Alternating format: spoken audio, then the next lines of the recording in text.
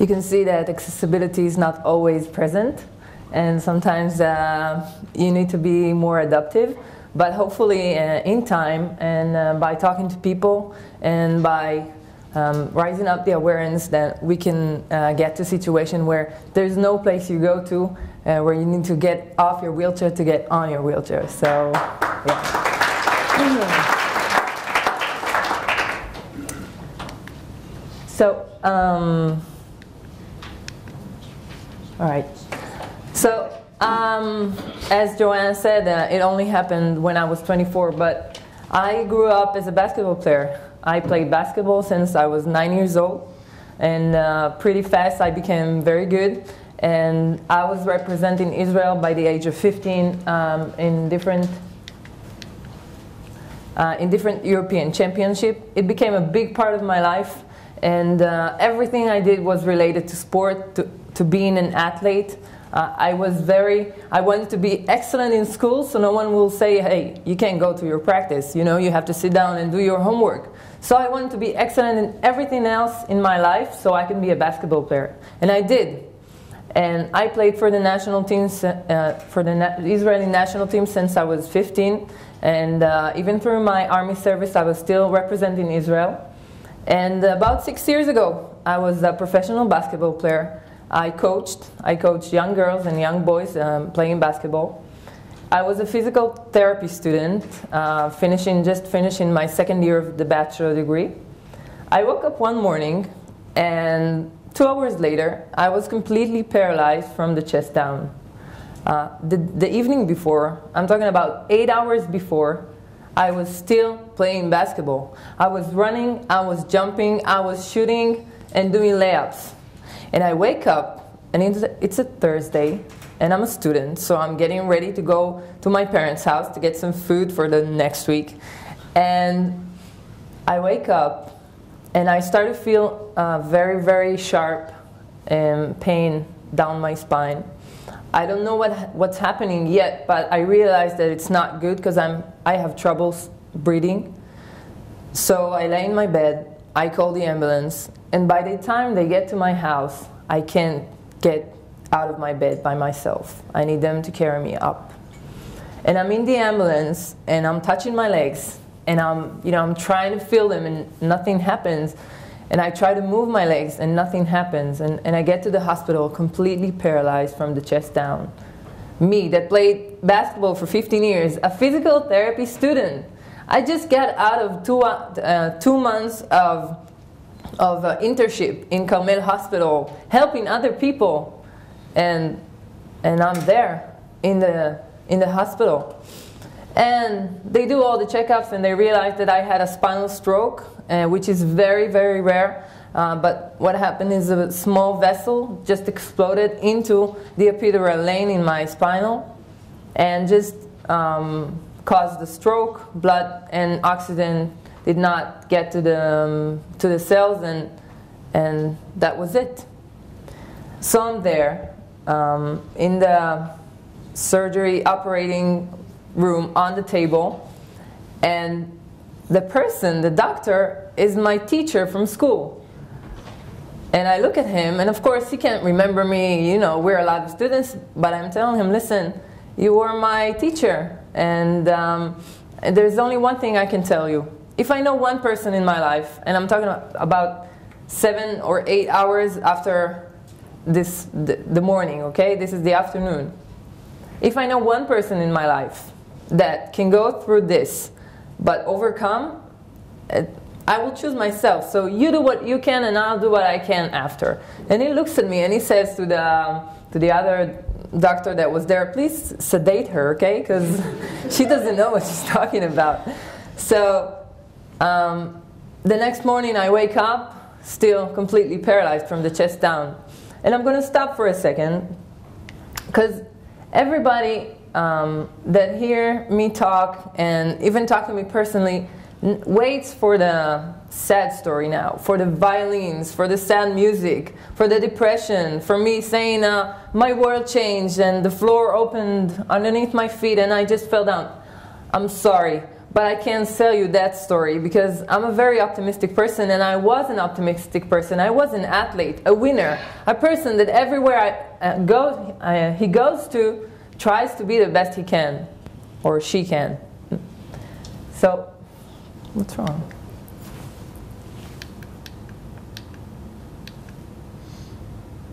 Okay. So, I can't tell you a sad story, but I can tell you a story about winning, and a story that each and every one of us can tell about themselves. And I don't think that people can take one difficulty in life and compare it to someone else's difficulty in life, because we all the time deal with difficulties in our life. And there is 1 second before we go to sleep at night that we tell ourselves, please, I want to wake up tomorrow and have this problem gone. You know, and sometimes it's a very unrealistic thought. You know, it's unrationalized to say, I'm going to wake up tomorrow and the problem is gone. I'm going to wake up tomorrow and walk again. But it's very, very natural to think that way when we have difficulties in life. So what makes it for us? The little wins. What is a little win? It's going to sleep at night, praying that I'll wake up and the problem will be gone. But waking up the next morning and realizing that this is what it is. But still, I'm going to get out of my bed and do whatever I can to change, do whatever I can to do something with my life. And we all have different areas where we can contribute. But we need to decide where we place ourselves and there to do the best we can. And for that, it doesn't matter what problem we carry around. It doesn't matter what difficulties we have. We have one small win because we decided to go out of bed that morning and win. And in order to get the big one, you know, the triumphs, to say I did it, you have to collect those small wins, especially when you have difficulties in life. So I was in rehabilitation, and I think that's, I don't know if you can actually see the picture because there's a lot of light, but I took it from the Paralympic side of Canada. And this is small wins along the way, and it doesn't matter what you went through, it matters where you're looking for, where you're looking ahead to. So I moved from Rambam Hospital to Rehabilitation in Bet Levinstein in Ra'anana. No one told me what's going to happen with me. No one said, no one gave the prognosis to say I would walk again, this will happen or that will happen. But it didn't matter because I was an athlete. I'm a winner. I got to the rehabilitation center and I woke up every morning, decided to work on my body, to be able to be independent and do everything myself. From the moment I woke up in the morning till the evening when I got back to my room, I wanted to be able to leave the hospital with the ability to do everything myself. And what was more important to me than everything else was go back to school. Because I knew then everything in life, in my life that I had before, it didn't change. It just got better resolutions. And I knew that I didn't decide to be a physical therapist for nothing. I have the chance now to understand what a person go through when things change in life, when you suffer a disability.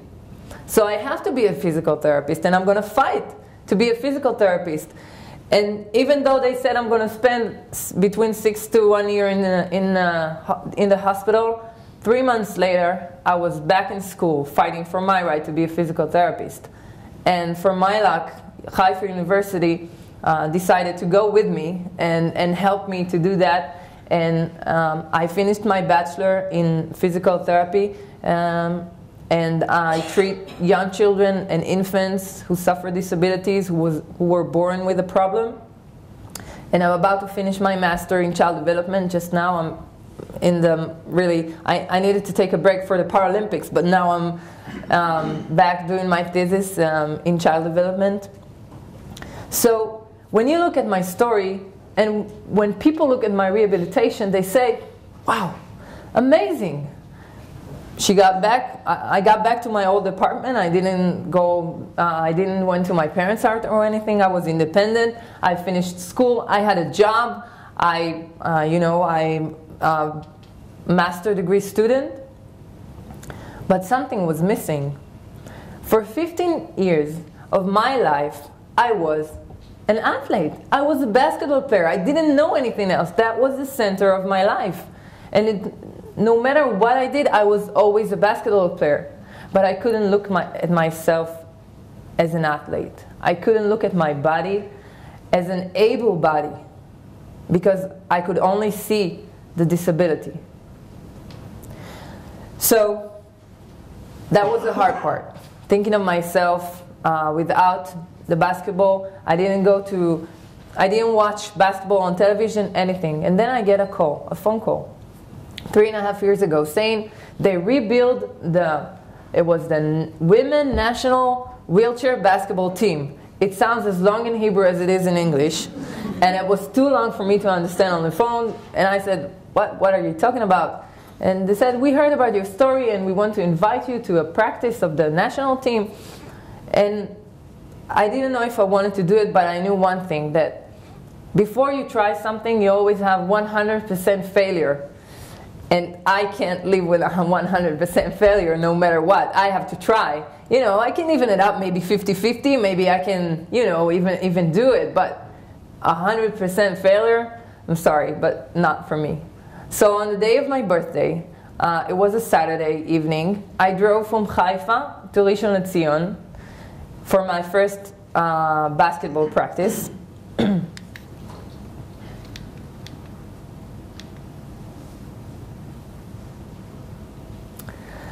And this is where the violins and the music and the slow motion comes, because I fell in love again. I fell in love again with my first love, and there was the ball and the court and the basket, and for me that was it. I knew after a couple of seconds that I'm where I belong. And the most important thing I learned is that when a physical disability becomes an ability, it's much easier to accept it. I couldn't accept my body. I could, do everything, be outside, work, but inside of me, when I looked in the mirror, I couldn't accept my body. When I became an athlete again, that was over. I rehabilitated myself, my image of myself, through basketball. And I'm going to show you a short clip of wheelchair basketball. I'm playing with men in Division 1 in Israel. I play in the European League, and I play in a whole men team and in the national team. Wheelchair basketball is being played on the same court size, same basket, everything is the same. We just sit in a wheelchair and it's much harder. You have to control the chair while you control the ball, while you try to shoot. I hope you can see better than I can. Okay.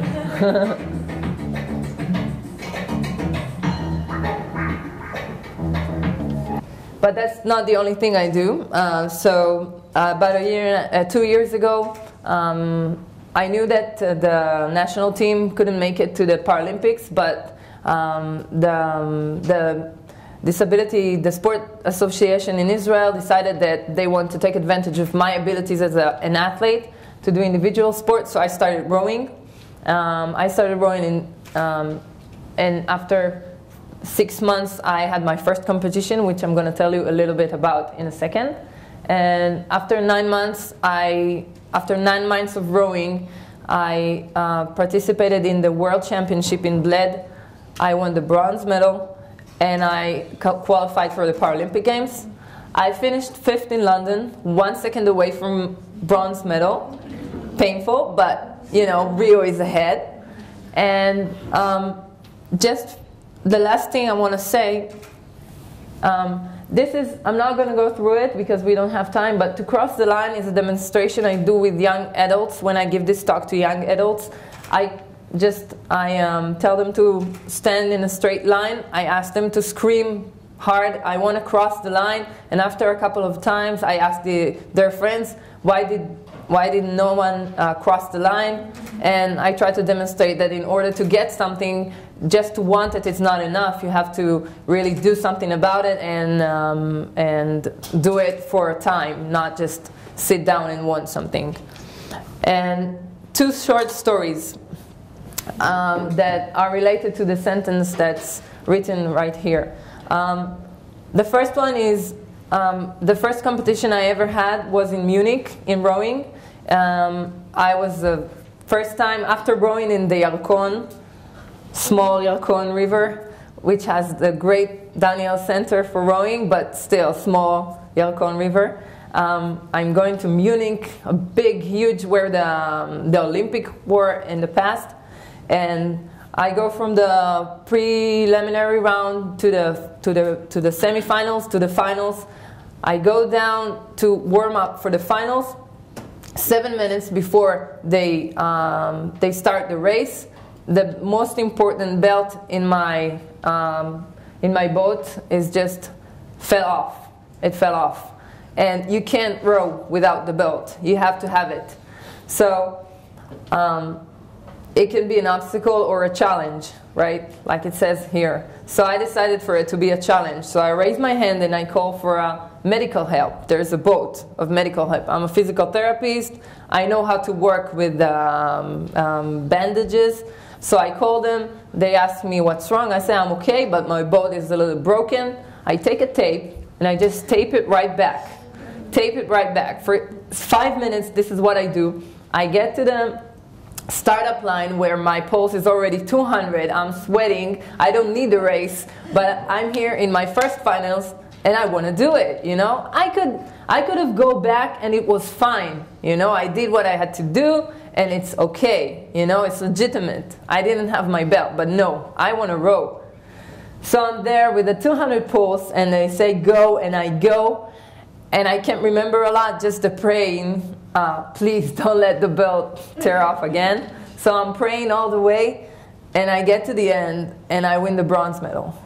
So this is the first story. When you decide, and it's perception. When you look at something and you see an obstacle, I'm not sure you're going to do everything you can. But when you look at it as a challenge, you will do everything you can to overcome it. And just for the finish, I'm going to show you a video of the competition I had in Italy. The first time I won gold, it was in 2012 in May before the Paralympics. I won the gold medal and something happened and I'm going to show you what happened there. I'm waiting.